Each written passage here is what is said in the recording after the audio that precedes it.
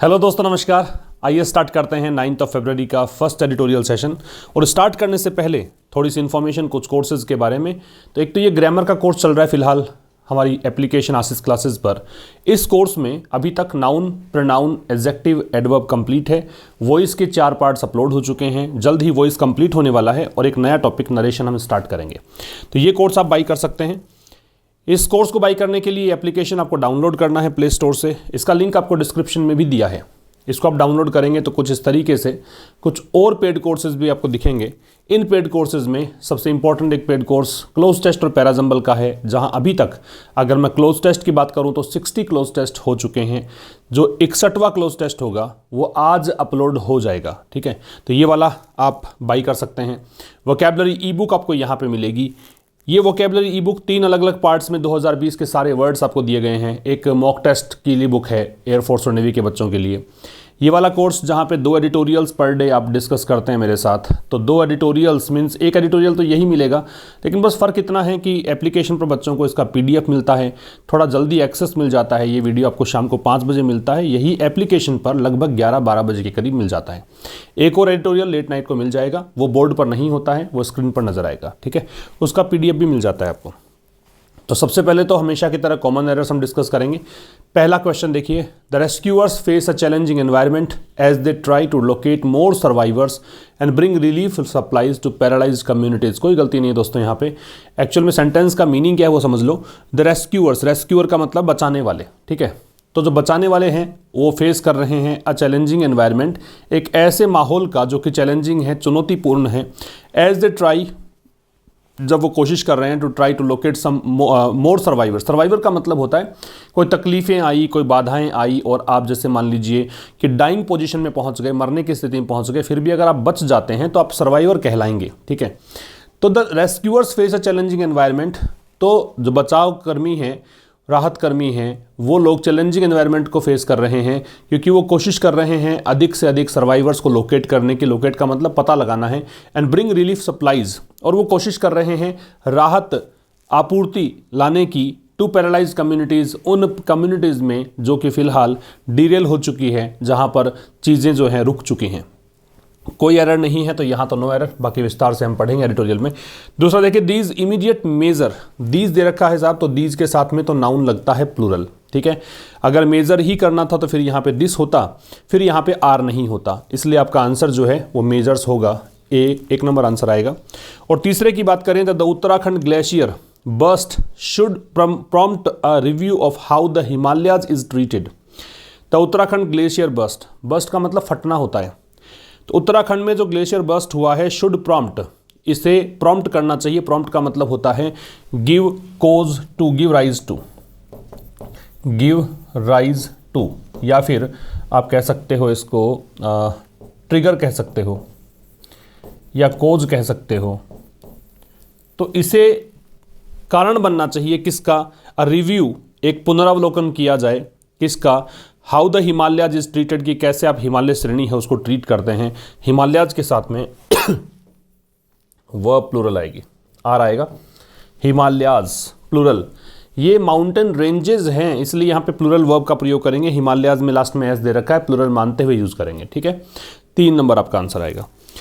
अब पढ़ते हैं विस्तार से ट्रबल्ड माउंटेन्स किस बारे में आर्टिकल है। तो अभी आपने सुना होगा, हाल फिलहाल न्यूज़ में बना हुआ है। जो उत्तराखंड है, उत्तराखंड में एक बार पहले भी बहुत बड़ी त्रासदी हुई थी, एक बार फिर से यहाँ पे ग्लेशियर बर्स्ट की न्यूज़ आई है। इससे बहुत सारे लोग मर गए हैं, बहुत सारे लोग लापता हैं, उसके बारे में ये आर्टिकल है। तो ट्रबल्ड माउंटेन्स का मतलब, माउंटेन्स का मतलब होता है पर्वत, और जो पर्वत श्रेणियाँ हैं या फिर कहें कि पर्वत वाला क्षेत्र है वो ट्रबल्ड है। ट्रबल्ड का मतलब मुसीबत में भरा हुआ है, फुल ऑफ क्राइसिस है। ठीक है, ट्रबल्ड यहाँ पे एडजेक्टिव होगा, माउंटेन्स यहाँ पे नाउन होगा। द स्टैगरिंग कोलैप्स, स्टैगरिंग का मतलब है शॉकिंग या सरप्राइजिंग। इसे आप शॉकिंग भी कह सकते हैं और इसे आप सरप्राइजिंग भी कह सकते हैं।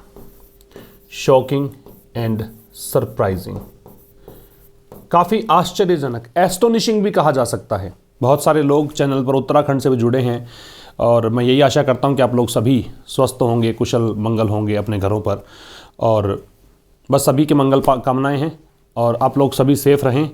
इसी के साथ हम शुरू कर रहे हैं आज का editorial. The staggering collapse, staggering का मतलब आश्चर्यजनक है, सरप्राइजिंग है, एस्टोनिशिंग है, शॉकिंग है। कोलैप्स का मतलब धराशायी होना होता है, ठीक है, गिर जाना होता है। क्या चीज़? Part of a glacier. Glacier होता क्या है? हिम नदी को बोलते हैं। ग्लेशियर का मतलब हिम नदी, बर्फ़ की नदी बहती है पहाड़ों के बीच से, उसे कहते हैं ग्लेशियर। तो स्टैगरिंग कोलैप्स जो है, जो आश्चर्यजनक ये कोलैप्स हुआ है, गिरा है, ग्लेशियर गिरा है, ग्लेशियर का एक हिस्सा गिरा है। कहाँ पर? उत्तराखंड की नंदा देवी माउंटेन में, इस क्षेत्र में। एंड द एंशुइंग फ्लड, और उसके बाद में जो बाढ़ आई है, एंशुइंग का मतलब होता है रिजल्टिंग, एंशुइंग का मतलब रिजल्टिंग होता है, या फिर आप इसे कह सकते हो फॉलोइंग। और इसके बाद जो बाढ़ आई है, दैट यहाँ पे रिलेटिव प्रोनाउन फ्लड्स के लिए है, हैव क्लेम्ड मैनी लाइव्स, जिस बाढ़ ने बहुत सारी जिंदगियां यहाँ पे खत्म कर दी हैं। क्लेम लाइव का मतलब होता है, लाइफ का मतलब जिंदगियां लेना, जिंदगियां ले लेना, ठीक है। तो यहाँ पे इस बाढ़ ने बहुत सारी जिंदगियां खत्म कर दी। अब ये कम जो है ये आ रहा है किसके लिए? ये किसके लिए आ रहा है? फिर समझना, यहाँ पे दो चीज़ें हुई हैं, एक तो ये कोलैप्स हुआ, एक यहाँ पे बाढ़ आई, एंड लगा हुआ है। इन दोनों को देखकर यहाँ पे आ रहा है कम। तो ये दोनों चीज़ें जो हैं आई हैं एज ए डेडली रिमाइंडर, एक घातक। रिमाइंडर मतलब याद दिलाने वाली चीज़। डेडली का मतलब होता है फैटल, जानलेवा, घातक। तो ये याद दिला रही है दैट दिस फ्रेजाइल, कि ये जो एक नाजुक सा, फ्रेजाइल मतलब वीक, डेलिकेट, बहुत ही नाजुक, वीक, कि ये जो बहुत ही नाजुक सा, जियोलॉजिकली, मतलब आप कह सकते हैं जियोलॉजिकल होता क्या है? पृथ्वी की, पृथ्वी बनी किससे है? जो फॉर्मेशन ऑफ अर्थ होता है उसकी स्टडी को बोलते हैं जियोलॉजी। तो जियोलॉजिकल डायनामिक का मतलब परिवर्तित होने वाला, चेंजिंग, लगातार जो चेंज होता रहता है उसको बोलते हैं। रीजन मतलब क्षेत्र। तो ये जो क्षेत्र है जो काफ़ी कमज़ोर है और जियोलॉजिकली डायनामिक रीजन है, मतलब ये लगातार चेंज होता रहता है, ऐसा क्षेत्र है, can never be taken granted, taken for granted. ये टेक फॉर ग्रांट, ये कल के एडिटोरियल में भी था, शायद सेकेंड एडिटोरियल में था ये। टेक फॉर ग्रांट का मतलब होता है बगैर क्वेश्चन पूछे आप किसी चीज़ पर विश्वास कर लेते हो, आप ऐसे ही मान लेते हो, आप अज्यूम कर लेते हो। इसका सिनोनिम अगर देखोगे तो अज्यूम हो जाएगा। क्या लोगे? अज्यूम। अगर आप किसी चीज़ को ऐसे ही स्वीकार कर लोगे बगैर उस पर शक संदेह किए तो उसे आप कहते हैं टेक फॉर ग्रांटेड। तो इसको कभी भी टेक फॉर ग्रांटेड नहीं लिया जा सकता, ऐसे ही आप स्वीकार नहीं कर सकते, कुछ तो करना पड़ेगा, प्रयास करने पड़ेंगे। एक बार रिपीट कर देता हूँ यहाँ तक। देखो, एक तो शॉकिंग रूप से काफ़ी आश्चर्यजनक ये घटना घटी, उत्तराखंड के नंदा देवी माउंटेन के अंदर एक ग्लेशियर का पार्ट कोलैप्स हुआ, उसके बाद बाढ़ आई, इन दोनों ने बहुत सारी जिंदगियां खत्म कर दी। और ये दोनों चीज़ें जो हुई हैं, और ये चीज़ें एक घातक रिमाइंडर के रूप में, एक जानलेवा रिमाइंडर के रूप में आई है, कि अब रिमाइंडर क्या है, फिर से याद दिला रहा है कि भाई जो क्षेत्र है जो जियोलॉजिकल डायनामिक है, जो कि एक कह सकते हैं कि ये एक भौगोलिक तरीके से एक ऐसा क्षेत्र है जो कि इसके समीकरण बदलते रहते हैं, और दूसरा ये वीक, एक डेलिकेट, नाजुक सा क्षेत्र है। इस चीज़ को आप टेक फॉर ग्रांटेड नहीं ले सकते, आप इसे ऐसे ही स्वीकार नहीं कर सकते। Can be taken for granted जो है पैसिव वॉइस है, बी के साथ थर्ड फॉर्म है। A significant slice of glacier, significant का मतलब यहाँ पे है कंसिडरेबल, काफ़ी बड़ा, very big, very large. Slice का मतलब टुकड़ा, ग्लेशियर हिम नदी, तो हिम नदी का एक बहुत बड़ा टुकड़ा। डिसलॉज्ड, डिसलॉज्ड का मतलब विस्थापित होना। अब देखो नदी बहती तो है नहीं, बस ये हिम नदी बर्फ जम जाती है वहाँ पे, तो डिसलॉज का मतलब विस्थापित होना, डिस्प्लेस। तो एक टुकड़ा, बहुत बड़ा टुकड़ा बर्फ का, और वो विस्थापित हो गया, गिर गया बाई अ लैंडस्लाइड। कैसे? भूस्खलन के कारण। लैंडस्लाइड, लैंड का खिसकना, जमीन का खिसकना, इस कारण से। According to some satellite images, और ये किसके अकॉर्डिंग है? कुछ उपग्रह से प्राप्त तस्वीरों के अनुसार, ठीक है। प्रोड्यूस्ड रोरिंग टॉरेंट्स, अब ये प्रोड्यूस किसके लिए आ रहा है? इस सिग्निफिकेंट स्लाइस के लिए। तो हिम नदी का जो बहुत बड़ा टुकड़ा यहाँ पे विस्थापित हुआ था, इन सैटेलाइट इमेजेस के अनुसार इसने प्रोड्यूस किया रोरिंग टॉरेंट्स। रोरिंग का मतलब है ह्यूज, ह्यूज या फिर मैसिव, बहुत ही भारी भरकम। टोरेंट का मतलब होता है काफ़ी तेज बहाव पानी का, वैसे फ्लड को भी बोल सकते हैं, बाढ़ को भी बोल सकते हैं। काफ़ी तेज जो बहाव होता है पानी का उसको बोलते हैं टोरेंट्स। तो इसके कारण क्या हुआ? काफ़ी तेज बहाव यहाँ पे पानी का देखने को मिला। किसमें? इन नदियों में। ये नदियों के नाम है। इन चामोली डिस्ट्रिक्ट, ये डिस्ट्रिक्ट कौन सा है? ये डिस्ट्रिक्ट है, ठीक है। ट्रैपिंग, ट्रैप करते हुए, ट्रैप का मतलब क्या होता है? ट्रैप का मतलब होता है जाल में फंसाते हुए।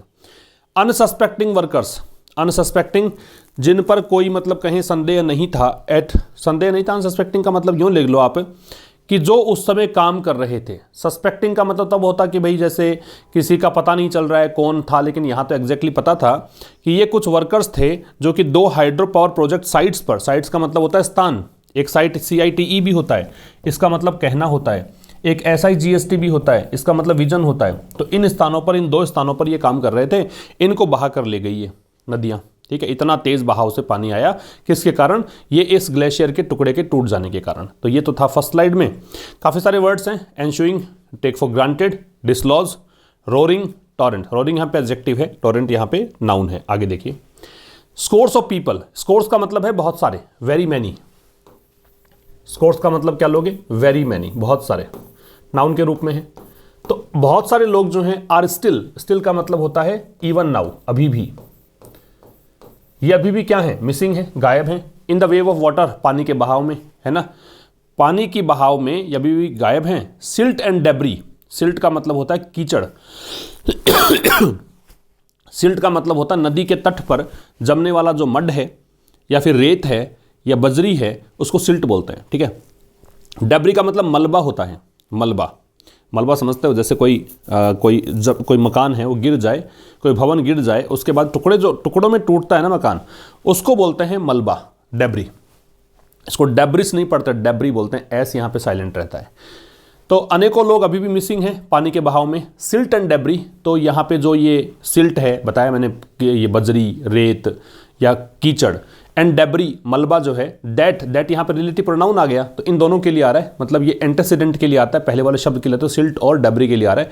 स्वैम्प्ड, स्वैम्प का मतलब क्या होता है? स्वैम्प का मतलब कवर करना बोल सकते हो, ठीक है, कवर करना बोल सकते हो, भर जाना बोल सकते हो, फ्लड आ जाना बोल सकते हो। स्वैम्प का मतलब फ्लड भी हो सकता है, मतलब काफ़ी तेज मात्रा में, काफ़ी ज़्यादा मात्रा के अंदर यहाँ पे क्या पानी आ गया, कहने का मतलब ये है। तो बहुत सारे लोग मिसिंग है इस बहाव में। सिल्ट एंड डेब्री जो है, दैट स्वैम्ड। अब इसने क्या किया? ये सिल्ट और डेब्री जो है, मलबा है, सिल्ट है, इसने रिवर्स को भर दिया, ठीक है। काफ़ी बड़ी मात्रा के अंदर सिल्ट और डेब्री आके भर गए इस रिवर्स में। एंड फिल्ड टनल्स, और किसको भर दिया? सुरंगों को, टनल्स को। In the Tapovan power project, और किस में सुरंगे? इस पावर प्रोजेक्ट में। ऑल्दो, यद्यपि, द इमीडिएट रेस्क्यू, इमीडिएट तत्कालिक, तुरंत जो बचाव कार्य किया गया, किसका? लगभग 12 लोगों का। किसके द्वारा किया गया? ITBP के द्वारा। तो तुरंत जो बचाव कार्य स्टार्ट किया गया, लगभग, नियरली का मतलब अप्रोक्सीमेटली है, लगभग 15 लोगों का ITBP के द्वारा, आर्मी के द्वारा। आर्मी से पहले द आता है भाई, ठीक है, ITBP से पहले द है, आर्मी से पहले द है, एयरफोर्स से पहले द आता है, नेवी से पहले द आता है। तो इनके द्वारा जो बचाव कार्य किया गया, और बाकी के जो एजेंसीज है उनके द्वारा किया गया। अदर के बाद नाउन जनरली प्लूरल आती है। अगर जेनरिक रेफरेंस में लोगे ना तो अदर के बाद नाउन प्लूरल ही आएगी। स्पेसिफिक हो तो कई बार द के बाद, अदर के बाद में आपको सिंगुलर नाउन लगानी पड़ जाती है, द अदर लगा के, ठीक है, अदरवाइज प्लूरल नाउन लगाते हैं। तो अन्य एजेंसीज के द्वारा बचाव कार्य किया गया। तो ये जो चीज़ हुई ना, ये जो इमीडिएट रेस्क्यू हुआ, इसको देखकर देखो यहाँ पे ये वर्ब है, ब्रिंग सम चीयर, तो ये कुछ खुशी लेकर आती है। ये जो तुरंत यहाँ पे बचाव कार्य स्टार्ट कर दिया गया आर्मी के द्वारा, ITBP के द्वारा, बाकी एजेंसीज के द्वारा, ये कुछ राहत लेकर आती है, कुछ यहाँ पे खुशी के पल ला कर देते। चीयर का मतलब खुशी होती है।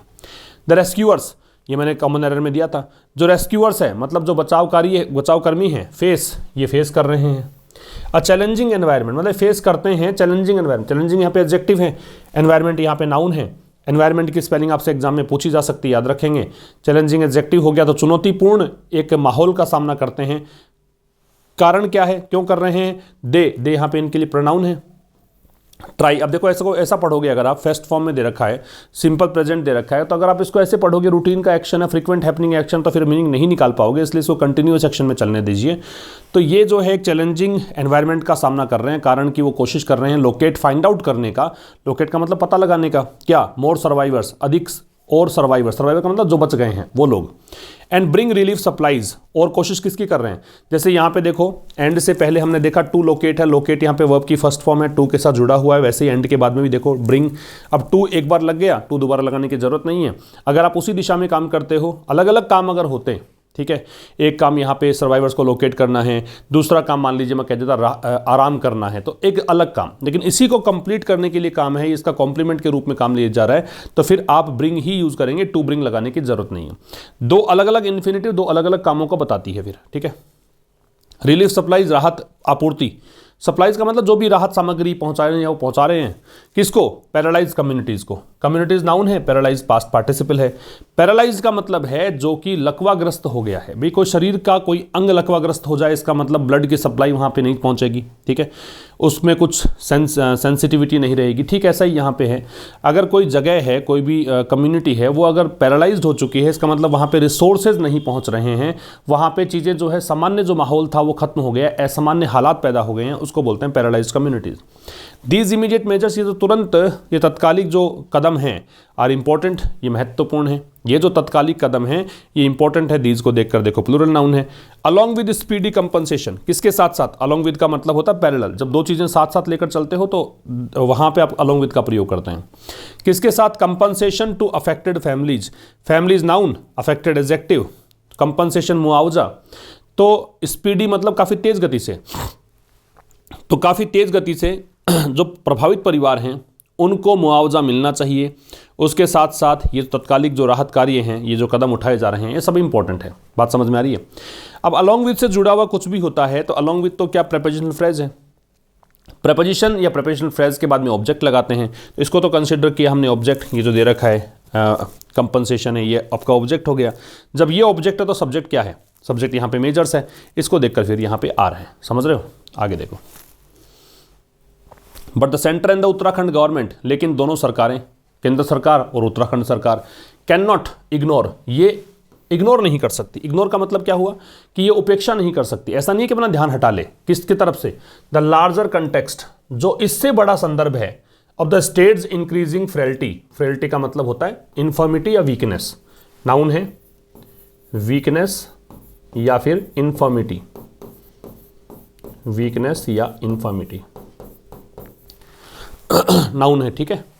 तो कह रहा है कि सेंटर और उत्तराखंड गवर्नमेंट जो है वो इग्नोर नहीं कर सकती राज्य के बढ़ते हुए कमजोरी को, इंक्रीजिंग फ्रेलिटी को, ये यहाँ पे इग्नोर नहीं कर सकती। इस संदर्भ को, ये बड़ा संदर्भ है ना, कि राज्य जो है वल्नरेबल है आपदाओं के, ये प्राकृतिक आपदाएं यहाँ पे देखने को मिलती हैं, तो इस बात को इग्नोर नहीं कर सकती। In the face of, in the face of का मतलब यहाँ पे वैसे तो डेस्पाइट भी होता है इसका मतलब, लेकिन यहाँ पे है व्हेन कन्फ्रंटेड विद, जब इसका सामना होता है, इसका मतलब होगा when confronted with environmental shocks. तो जब भी कोई पर्यावरणीय शॉक से सामना होता है तब ये राज्य जो है थोड़ा सा वल्नरेबल पड़ता है। इस बात को इग्नोर नहीं कर सकती, ना तो उत्तराखंड सरकार ऐसा कर सकती है और ना ही राज्य केंद्र सरकार ऐसा कर सकती है। Once the crucible, crucible noun है यहाँ पे, कैसे पता लगा? द लगा हुआ है इसलिए यहाँ पे नाउन हो गया। क्रूसिबल का मतलब होता है सीवियर टेस्ट, सीवियर टेस्ट, काफी मतलब कड़ी परीक्षा, नोट कर लीजिए। क्रूसिबल का मतलब सीवियर टेस्ट। तो कह रहा है कि once the crucible of environmentalism, environmentalism का मतलब पर्यावरणवाद, नाउन है, प्रेपोजिशन के बाद में ऑब्जेक्ट लगता है, ऑब्जेक्ट नाउन या प्रोनाउन होता है, ये नाउन है, प्रोनाउन तो है नहीं। तो एक बार ये जो एनवायरमेंटलिज्म का जो क्रूसिबल है, जो सीवियर टेस्ट है, कड़ी परीक्षा है, एपिटोमाइज्ड, इसको मतलब कभी एपिटोमाइज किया गया था, इसका उत्कृष्ट उदाहरण दिया गया था। एपिटोमाइज का मतलब होता है उदाहरण के रूप में पेश करना, मॉडल के रूप में पेश करना। तो एक बार ऐसा हुआ था कि पर्यावरणवाद का जो ये एक सीवियर टेस्ट है, इसके बारे में उत्कृष्ट उदाहरण दिया गया था, किसके द्वारा? सुंदरलाल बहुगुणा, वहाँ के मुख्यमंत्री, Gaura Devi and the Chipko movement, इन सब के द्वारा इसके बारे में बताया गया था। The states deep gorges, गोर्ज and canyons, ये जो गोर्जेस एंड कैनियंस जो है ना, इसका मतलब डीप वैली होती है, नैरो डीप वैली, काफ़ी संकरी और काफ़ी गहरी घाटी जो होती है उसको बोलते हैं गॉर्जेस एंड कैनियंस। कैनियन की अपेक्षा वो ज़्यादा यहाँ पे नैरो होती है ना, गॉर्जेस। तो जो राज्य की, राज्य कौन सा? उत्तराखंड की हम बात कर रहे हैं। उत्तराखंड के जो गहरी गॉर्जेस एंड कैनियंस हैं, हैव अट्रैक्टेड, इन्होंने आकर्षित किया है, किसको? Many hydro electric projects. Many मतलब अनेक, मैनी के साथ में नाउन कैसा आएगा? प्लूरल आएगा, तो प्रोजेक्ट्स यहाँ पे नाउन प्लूरल आ रहा है। हाइड्रो इलेक्ट्रिक प्रोजेक्ट किसको बोलते हैं? ये ऐसे प्रोजेक्ट हैं जहाँ पे पानी की हेल्प से बिजली बनाई जाती है, ठीक है। Electricity is produced with the help of water. तो यहाँ पे हाइड्रो इलेक्ट्रिक प्रोजेक्ट्स को इन्होंने अट्रैक्ट किया है, एंड डैम्स और बांध बनाने को, इस कार्य को, डैम को भी अट्रैक्ट किया है, क्योंकि यहाँ पे गोर्जेस एंड कैनियंस जो है काफ़ी गहरी हैं। With little concern for earthquake risk, little का मतलब ना के बराबर, नेगेटिव लोगे, इसमें मतलब बगैर चिंता किए अर्थक्वेक रिस्क का मतलब भी भूकंप का खतरा तो है, लेकिन यहाँ पे सरकारें जो हैं वो क्या करती हैं, सरकार है कुछ भी मान लीजिए, जो भी प्रोजेक्ट लेकर आते हैं वहाँ पे जो भी अथॉरिटी है, वो इस बात की चिंता किए बगैर कि अर्थक्वेक का रिस्क है ना, भूकंप का खतरा है, इसके बावजूद भी हाइड्रोइलेक्ट्रिक प्रोजेक्ट्स यहाँ पे लगाते हैं, डैम्स यहाँ पे लगाते हैं बहुत बड़ी संख्या में, तो इस चीज़ को वो ध्यान नहीं देते हैं। लिटिल आ गया तो मतलब नेगेटिव है, नो कंसर्न मान लीजिए। Red flags have been raised, passive voice है, लाल झंडे यहाँ पे उठाए गए हैं। अब लाल झंडे का मतलब खतरे की घंटी यहाँ पे बजाई गई है, कहने का मतलब वार्निंग सिग्नल दिए गए हैं, ठीक है। रेज्ड यहाँ पे जो है वो ट्रांजिटिव वर्ब है। अब आप पूछोगे सर ट्रांजिटिव है तो ऑब्जेक्ट कहाँ है इसका, तो भाई ये पैसिव वॉइस है, तो पैसिव वॉइस में तो आपको पता होना चाहिए कि ऑब्जेक्ट पहले लगता है, तो रेड फ्लैग्स यहाँ पे पहले ही आ गया, ठीक है। रिपीटेडली एडवर्ब है, बार बार में, तो बार बार में यहाँ पे वार्निंग सिग्नल दिए गए हैं, पर्टिकुलरली विशेष करके after the moderate quack in 1991।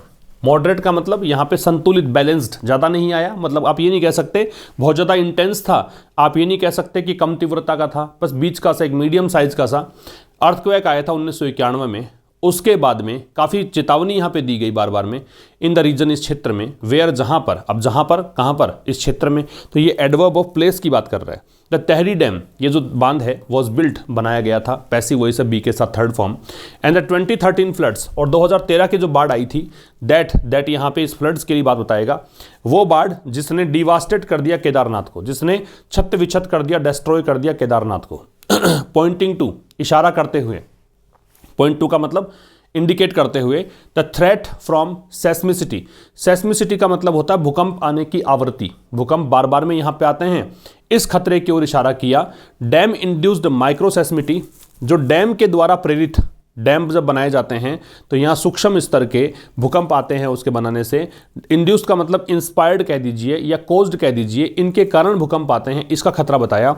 Landslide, भूस्खलन का खतरा है। फ्लड्स, बाढ़ का खतरा है। From A variety of causes, किसके कारण, अलग अलग कारणों के चलते, ठीक है। इंक्लूडिंग, जिन कारणों में शामिल है ना, इंक्लूडिंग प्रेपोजिशन है, क्या शामिल है, अनस्टेबल ग्लेशियल लेक्स, अनस्टेबल अस्थिर, मतलब जो स्थायी नहीं होती, अस्थिर होती हैं। ग्लेशियल लेक्स का मतलब है जो हिम नदी के कारण जो झील बन जाती हैं, ठीक है, ग्लेशियर के कारण जो झील बन जाती हैं वो। एंड क्लाइमेट चेंज का मतलब जलवायु परिवर्तन के कारण। एक बार फिर समझना, भी काफ़ी चेतावनी यहाँ पे दी गई बार बार में, विशेष करके जब 1991 में एक मध्यम दर्जे का भूकंप आया इस क्षेत्र में, उसके बाद जहाँ पर तहरी बांध बनाया गया, और 2013 की जो बाढ़ है उसने केदारनाथ को छत विछत कर दिया। ये इशारा करते हुए कि यहाँ भूकंप की आवृत्ति का खतरा है, यहाँ पे डैम बनाने के कारण जो खतरा पैदा होता है वो खतरा है, भूस्खलन का खतरा है, बाढ़ का खतरा है, अनेकों कारणों से, ठीक है। इनमें शामिल हैं ग्लेशियल लेक्स और क्लाइमेट चेंज शामिल हैं। ये कारण, ये कोजेज की बात कर रहा है। कोजेज क्या है इसके, कोजेज हैं हिमनदी के कारण बनी हुई झीलें और वहाँ पे जलवायु परिवर्तन, ये सब कारण है, ठीक है। India is heavily invested in, invest in जो होता है इसका मतलब ये मान के चलो कि आपने बहुत सारे रिसोर्सेज लगाए हैं, आपने बहुत ज़्यादा टाइम लगाया है, आपने पूरा फोकस किया हुआ है, तो भारत जो है वो काफ़ी ज़्यादा मतलब इसने फोकस किया हुआ है। हैविली मतलब भारी भरकम तरीके से, बहुत ज़्यादा भारत ने यहाँ पे निवेश किया है, भारत ने यहाँ पे रिसोर्सेज लगा रखे हैं, भारत ने काफ़ी ज़्यादा मतलब इसके बारे में सोचा है, इसके बारे में डैम डेवलपमेंट, बांध निर्माण के बारे में, and growth of hydro power, और हाइड्रो पावर संयंत्र जो है उसको, उसकी ग्रोथ के बारे में। Largely in the Himalaya region, बड़े स्तर पर हिमालय क्षेत्र में, लार्जली बड़े स्तर पर या आमतौर पर हिमालय क्षेत्र में। अब यहाँ समझाया है क्यों करने की बात है, especially to cut carbon emissions, emission का उत्सर्जन होता है, कार्बन पता ही है, कट मतलब कम करना, विशेष करके किस लिए, क्योंकि यहाँ पे कार्बन उत्सर्जन कम करना चाहती है सरकार, इसलिए। बाई वन एस्टीमेट, एक एस्टीमेट है उसके अकॉर्डिंग, एस्टीमेट का मतलब पूर्वानुमान होता है, तो एक एस्टीमेट के द्वारा अगर देखें, if the national plan to construct dams, तो यदि राष्ट्रीय योजना जो है, किसकी योजना, डैम्स को बनाने की योजना, इन 28 रिवर वैलीज, किसमें, 28 जो नदी घाटी हैं उनमें, is the hills, in the hills, पहाड़ी क्षेत्रों में, इज रियलाइज्ड, इसको पूरा किया गया है। रियलाइज का मतलब महसूस करना नहीं है, पूरा किया गया है। इन अ फ्यू डिकेड्स, कुछ दशकों में, या फिर रियलाइज किया गया, इसका मतलब ये आवश्यकता महसूस की गई है इसकी इस कुछ दशकों में, ठीक है। तो कह रहा है यदि मतलब एक एस्टीमेट के द्वारा अगर बात करें तो राष्ट्रीय योजना जो है बांध बनाने की 28 रिवर वैलीज में, पहाड़ी क्षेत्रों में, इस बात को महसूस किया गया है, इस बात को मतलब आभास हुआ है इस बात का कुछ दशकों में। The Indian Himalayas will have 1 dam for every 32 kilometre, तो भारतीय हिमालय जो क्षेत्र है ये इसमें होगा, विल हैव होगा, विल के साथ V0 है, बेस फॉर्म है।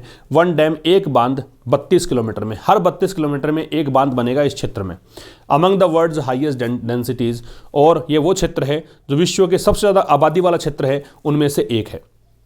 ठीक है, ये विश्व के सबसे बड़ी आबादी वाले क्षेत्रों में से एक है। ठीक यट, फिर भी, यट का मतलब होता है फिर भी, मतलब वो जो स्टिल होता है इसका मतलब इवन नाउ, और इसका मतलब एक तो होता है अनटिल नाउ, अब तक, और एक इसका मतलब होता है स्टिल के अर्थ में, फिर भी के अर्थ में, कॉन्ट्राडिक्टरी स्टेटमेंट को बताने के लिए आता है। एज रिसर्चर्स से, फिर भी, जैसा कि अनुसंधान करने वाले, खोज करने वाले वैज्ञानिक लोग हैं वो कहते हैं, this may be A miscalculation, कि ये एक मिसकैलकुलेशन हो सकता है। कैलकुलेशन का मतलब आपकी गणित सही बैठ रही है, मिसकैलकुलेशन गलत आप सोच रहे हो, है ना, तो ये आपकी गलत सोच हो सकती है फॉर रीजंस, कई कारणों से। कारण क्या है? कारण है including potential earthquake impacts. Potential का मतलब पॉसिबल, लाइकली, ठीक है। इसके कारण, किसके कारण, क्या चीज़ शामिल है इसमें? जो संभावित अर्थक्वेक के इंपैक्ट्स हैं, भूकंप के प्रभाव हैं, उनके चलते मॉनसूनल एब्रेशन, मॉनसून मतलब मॉनसून संबंधी एडजेक्टिव बनाया है। एब्रेशन का मतलब होता है एनोमली, अनियमितता। मॉनसून की अनियमितता के चलते कई बार मॉनसून बहुत ज़्यादा इंटेंस होता है, कई बार मॉडरेट रहता है, कई बार काफ़ी कम होता है, आवश्यकता से कम। तो इसके चलते दैट कुड रिपीट, अब ये एब्रेशंस जो हैं उसके लिए दैट आ रहा है, जो क्या कर सकता है, रिपीट कर सकता है केदारनाथ लाइक फ्लड, मतलब इस अनियमितता के चलते केदारनाथ जैसी बाढ़ फिर आ सकती है। सीवियर बायोडाइवर्सिटी लॉस, सीवियर का मतलब काफ़ी गंभीर, बायोडाइवर्सिटी मतलब विविधता, जैव विविधता लॉस हो सकता है। एंड इंपॉर्टेंटली, और काफ़ी महत्वपूर्ण ये है कि एक्सट्रीम डेंजर, काफ़ी बड़ा खतरा हो सकता है। डेंजर और थ्रेट के लिए टू लगाते हैं, किसको खतरा है, ठीक है। थ्रेट होता THREAT, तब भी टू लगाते, डेंजर है तो भी टू लगाएंगे। किसके लिए? कम्युनिटीज़ डाउन स्ट्रीम, कम्युनिटीज़ के लिए। कम्युनिटीज़ डाउन स्ट्रीम का मतलब जो कि मतलब नीचे रहती हैं, घाटी के नीचे रहती हैं, उन कम्युनिटीज़ के लिए काफ़ी बड़ा खतरा हो सकता है, ठीक है। एक बार फिर समझना, डाउन स्ट्रीम का मतलब ये भी होता है कि सीरीज़ ऑफ इवेंट्स हैं, ठीक है, काफ़ी सारी घटनाएं घट रही हैं, उसके परिणाम स्वरूप या उसके बाद में एक घटना और घटती है, उसको भी डाउन स्ट्रीम कहा जाता है। फिर समझना, फिर भी जैसा कि वैज्ञानिक लोग कहते हैं, रिसर्चर्स कहते हैं कि ये एक मिसकैलकुलेशन हो सकता है। मैं यहाँ पे पॉसिबिलिटी बताने के लिए है, अनेकों कारणों से, और उन कारणों में ये है कारण कि एक संभावित जो अर्थक्वेक के इम्पैक्ट्स हैं वो शामिल हैं, मॉनसूनल एब्रेशंस शामिल हैं, और मॉनसून एब्रेशन से या मॉनसून की अनियमितता से क्या हो सकता है, ये रिपीट कर सकता है केदारनाथ जैसी बाढ़ को। सीवियर डाइवर्सिटी लॉस यहाँ पे हो सकता है, काफ़ी गंभीर, काफ़ी ज़्यादा यहाँ पे जैव विविधता का नुकसान पहुँच सकता है। और सबसे इंपॉर्टेंट बात यहाँ पे ये भी है कि भाई बहुत बड़ा खतरा हो सकता है कम्युनिटीज़ को जो डाउन स्ट्रीम रहती हैं। There is also some evidence, evidence जो है वो अनकाउंटेबल नाउन है, इसको देखकर इज लगा हुआ है, एविडेंसेस नहीं होता, याद रखिए। देयर से स्टार्ट तो इन्वर्जन है, तो there is also some evidence, कुछ यहाँ पे प्रमाण हैं, कुछ सबूत हैं, that the life of dams, कि जो बांध का क्षेत्र है वहाँ पे जो जीवन है, इज ऑफन एग्जेजरेटेड, इनको एग्जेजरेट किया जाता है। एग्जेजरेट का मतलब क्या होता है, मतलब अतिशयोक्ति को बोलते हैं, वैसे बढ़ा चढ़ाकर बोलने को बोलते हैं। तो यहाँ पे कह सकते हो कि बांध वाले क्षेत्र में आप ये कहते हो कि जीवन है, ऐसा नहीं है, आप केवल बस अनुमान मात्र लगाते हो, वहाँ पे काफ़ी ज़्यादा खतरा है। एंड सिल्टेशन, सिल्टेशन जो सिल्ट से सिल्टेशन बना है, जहाँ पे ये जो जमा हो जाती है, रेत है, बजरी है, कीचड़ है, ये जो सिल्टेशन है, विच रिड्यूसेज इट, जो कि इसे रिड्यूस करता है, किसको? जीवन को। वहाँ पे जो सिल्टेशन है वो वहाँ पे जीवन को रिड्यूस करता है। इज़ ग्रोसली अंडर एस्टिमेटेड, तो ये जो चीज़ है इसको बहुत बड़े स्तर पर अंडर एस्टिमेट किया जाता है। अंडर मतलब कम समझना, कम आंकना, ठीक है, किसी को कम समझ लेना। तो ऐसे भी कुछ प्रमाण हैं कि जो लाइफ ऑफ डैम्स हैं इज़ ऑफन एग्जेजरेटेड, तो डैम्स की जो लाइफ है इसको मतलब ऑफन एग्जेजरेट करते हो आप, या फिर यूँ कह दीजिए यहाँ पे डैम्स की लाइफ का मतलब ये भी है कि डैम्स की ड्यूरेबिलिटी जो है, कि वहाँ पे जो बांध है वो काफ़ी ड्यूरेबल रहेंगे, इस बात को काफ़ी ज़्यादा बढ़ा चढ़ा कर आप बोलते हो। जो सिल्टेशन है वो इस लाइफ को रिड्यूस करता है, मतलब बांध जो है काफ़ी लंबे टाइम तक चलते नहीं हैं, ऐसा यहाँ पे मीनिंग है कि बांध की जो लाइफ है वो ज़्यादा नहीं चलती है, कारण कि सिल्टेशन हो जाता है, काफ़ी ज़्यादा कचरा जमा हो जाता है, काफ़ी कीचड़, काफ़ी बजरी, काफ़ी रेत, इसके कारण बांध भी काफ़ी लंबे समय तक चलते नहीं हैं। तो ये जो चीज़ है ये ग्रोसली अंडर एस्टिमेट की जाती है इन द भाखड़ा डैम इन हिमाचल प्रदेश। अब यहाँ पे उदाहरण दिया है कि जैसे हिमाचल प्रदेश का भाखड़ा डैम है फॉर इंस्टेंस उदाहरण के लिए सिल्टेशन वॉज हायर बाई 140%। तो यहाँ पे जो सिल्टेशन है, सिल्टेशन का मतलब ये भी ले सकते हो कि वाटर पॉल्यूशन है, पानी प्रदूषण जो होता है उसको सिल्टेशन, कि पानी के अंदर काफ़ी ज़्यादा रेत, काफ़ी ज़्यादा बजरी, काफ़ी ज़्यादा कीचड़ जमा हो जाता है तो पानी प्रदूषित हो जाता है, उसको भी सिल्टेशन कह सकते हैं। ये काफ़ी ज़्यादा था, कितना 140% ज़्यादा था, किसकी तुलना में, जितना कि माना था, कैलकुलेट किया था उसकी तुलना में कहीं ज़्यादा था, 140% अधिक था। ठीक है, पानी प्रदूषण। The need is to rigorously study, rigorously का मतलब स्ट्रिक्टली, काफ़ी इंटेंसली, रिग्रेसली मतलब काफ़ी सख्ती से, काफ़ी स्ट्रिक्टली। आवश्यकता क्या है? आवश्यकता है काफ़ी स्ट्रिक्ट तरीके से अध्ययन करने की, the impact of policy of the Himalayas, कि जो पॉलिसी ऑफ हिमालयाज है उसके इम्पैक्ट को स्टडी करें। ठीक है, जो पॉलिसी ऑफ हिमालयाज का मतलब जो भी वहाँ पे पॉलिसीज़ बनाई गई हैं इस क्षेत्र के लिए, उसके प्रभाव का अध्ययन करने की बहुत ज़्यादा आवश्यकता है। और confine hydro projects to, confine में टू लगता है, कन्फाइन का मतलब सीमित रखना, लिमिट रखना, लिमिट टू भी लगता है, कन्फाइन टू भी होता है। और जो ये हाइड्रो प्रोजेक्ट्स हैं, मतलब पानी से बिजली बनाने की जो प्रक्रिया है, हाइड्रो इलेक्ट्रिक जो प्रोजेक्ट्स हैं, उनको कन्फाइन करने की जरूरत है। Dose with the least impact, कहाँ तक रखें? वहाँ तक रखें जहाँ तक सबसे कम प्रभाव पड़ता है वहीं तक रखें। ठीक है, वाइल रिलाइंग मोर, और मतलब वाइल के बाद जब वर्ब आएगी तो आईएनजी फॉर्म आएगी। रिलाई का मतलब निर्भर होना होता है, डिपेंड होना होता है, रिलाई के साथ में ऑन लगता है। और ऐसा कब कब होगा? ऐसा करते हुए, निर्भर होते हुए। अधिक निर्भरता किस पे? Low impact run of the river power projects, low impact कम प्रभाव वाले run of the river, run का मतलब संचालन, रिवर पावर प्रोजेक्ट्स, जो नदी पर पावर प्रोजेक्ट्स बनाए गए हैं उनका जो संचालन है, लो इम्पैक्ट वाले पर निर्भर होते हुए, कि इसका प्रभाव कम पड़ेगा उस पर निर्भर होते हुए। दैट नीड, अब यहाँ पे दैट आ रहा है प्रोजेक्ट्स के लिए, ये जो प्रोजेक्ट्स हैं इनको ज़रूरत नहीं पड़ती है। नो डिस्ट्रक्टिव लार्ज डैम्स, इनको बहुत बड़े विनाशात्मक डिस्ट्रक्टिव बड़े डैम्स की आवश्यकता नहीं पड़ती है। रिजर्वोयर्स की आवश्यकता, मतलब जहाँ पे पानी का भंडारण करना पड़ता है, इसकी आवश्यकता नहीं पड़ती है। एक बार फिर समझना, आवश्यकता किसकी है? कि जो पॉलिसी ऑफ हिमालयाज हैं उसके इम्पैक्ट की स्टडी काफ़ी इंटेंसली की जाए, काफ़ी गहराई से की जाए, और हाइड्रो प्रोजेक्ट्स को सीमित रखा जाए वहाँ तक जहाँ पर प्रभाव कम पड़ता है। ठीक है, और निर्भरता किस पे बढ़ाई जाए? निर्भरता बढ़ाई जाए लो इम्पैक्ट वाले जो रिवर पावर प्रोजेक्ट्स हैं उन पर, जिनके लिए ज़रूरत नहीं पड़ती है डिस्ट्रक्टिव लार्ज डैम्स की और रिजर्वोयर्स की। अनलाइक, इसके विपरीत, लाइक के अपोजिट है unlike. What the NITI Aayog seems, क्या वो चीज़ है जो नीति आयोग ऐसा लगता है, नीति आयोग को देखकर सीम्स है टू थिंक, कि क्या लगता है नीति आयोग क्या सोच रहा है, ऑफ एनवायरमेंटल अकाउंटिंग, इस पर्यावरणीय मुद्दे के बारे में। अकाउंटिंग वैसे तो खाता बही को बोलते हैं, लेकिन यहाँ पे इसका मतलब इस पूरे लेखे जोखे के बारे में क्या वो नीति आयोग लगता है सोच रही है। This would be A sound approach, तो जो भी नीति आयोग सोच रही है वो एक जो है, मतलब इसके बारे में सोच रही है, उसके विपरीत ये जो अप्रोच बताई है ना, ये काफ़ी साउंड अप्रोच होगी। साउंड का मतलब क्या हो गया? काफ़ी, मतलब है साउंड का मतलब आवाज़ नहीं है, साउंड एडजेक्टिव के रूप में काफ़ी अच्छी अप्रोच होगी, कहने का मतलब ये है, ये एक अच्छी अप्रोच होगी। ठीक है, ये आपका एडिटोरियल हुआ। रिवीजन की बात करें, एबरेशन का मतलब एनोमली होता है, अनियमितता को बोलते हैं, एक नंबर को जोड़ेंगे सी से। फ्रेलिटी का मतलब कमजोरी होता है, इन्फर्मिटी या वीकनेस, तो ई से जोड़ दिया जाए। एंशुइंग का परिणाम स्वरूप होता है, तो रिजल्टिंग कर देंगे, ए से जोड़ दीजिए। रोरिंग का काफ़ी बड़ा, तो रोरिंग का ह्यूज या कोलोसल या मैसिव। और स्वैम्प का मतलब इनंडेट, काफ़ी बड़ी मात्रा में कवर कर देना, पानी भर जाना, इनंडेट करना, जल प्लावित करना, तो बाढ़ आ जाना भी कह सकते हो, बी। ये आंसर्स आएंगे इनके। अब हम बात करेंगे कुछ ट्रांसलेशन वाले सेंटेंसेस की। तो देखिए, भगवान ने चाहा तो हम सफल हो जाएंगे, ये एक फ्रेज है, भगवान ने चाहा तो। ठीक है, तो गॉड विलिंग से स्टार्ट करेंगे, बाकी सब आसान है। God willing we will succeed, हम सफल हो जाएंगे। भगवान ने चाहा तो हमारे पास बहुत सारे पैसे होंगे, तो गॉड विलिंग, भगवान ने चाहा तो we will have a lot of money. ठीक है, काफ़ी इंटरेस्टिंग स्ट्रक्चर है। भगवान ने चाहा तो वह आपकी मदद करेगा, फिर से देखो, गॉड विलिंग, वह आपकी मदद करेगा, ही विल हेल्प यू। बात समझ में आ रही है? तो ये था दोस्तों आज का एडिटोरियल। मुलाकात होगी कल शाम 5 बजे, तब तक के लिए नमस्कार, थैंक यू वेरी मच।